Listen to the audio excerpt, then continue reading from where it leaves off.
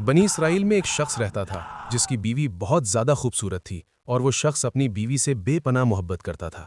جب اس کی بیوی کا انتقال ہو گیا تو اس شخص کو بہت گہرا صدمہ پہنچا۔ وہ غم سے نڈھال ہو کر کئی دن تک اس کی قبر پر بیٹھا روتا رہا۔ اتفاقاً ایک دن اللہ کے نبی حضرت عیسیٰ علیہ السلام کا وہاں سے گزر ہوا۔ انہوں نے اس شخص کو پریشان حال دیکھا اور اس سے رونے کی وجہ پوچھی۔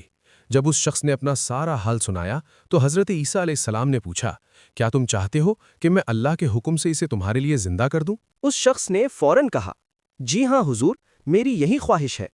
حضرت عیسیٰ علیہ السلام نے اس کی بیوی کی قبر کے پاس جا کر مردے کو آواز دی تو قبر پھٹی اور وہاں سے ایک حبشی غلام نکلا جس کے جسم سے آگ کے شعلے نکل رہے تھے۔ یہ منظر دیکھ کر غلام نے کلمہ پڑھا، لا الہ الا اللہ عیسیٰ روح اللہ۔ یہ منظر دیکھ کر وہ شخص گھبرا گیا اور بولا، اے اللہ کے نبی، مجھ سے غلطی ہو گئی، یہ میری بیوی کی قبر نہیں بلکہ دوسری قبر ہے۔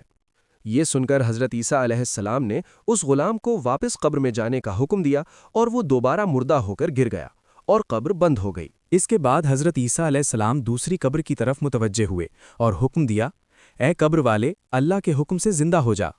قبر پھٹی اور اس میں سے ایک عورت اپنے سر سے مٹی جھاڑتی ہوئی باہر آ گئی۔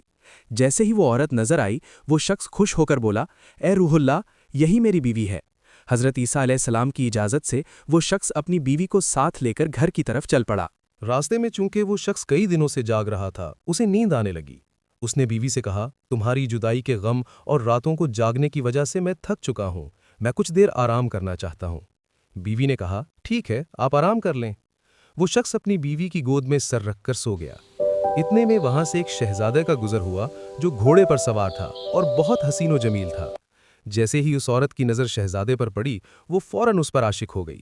شیطان نے اسے بہکا دیا اور اس نے اپنے شوہر کا سر آہستہ سے زمین پر رکھا اور شہزادے کے سامنے جا کھڑی ہوئی۔ پارٹ 2 دیکھنے کے لیے چینل کو سبسکرائب کریں اور کمنٹ کریں۔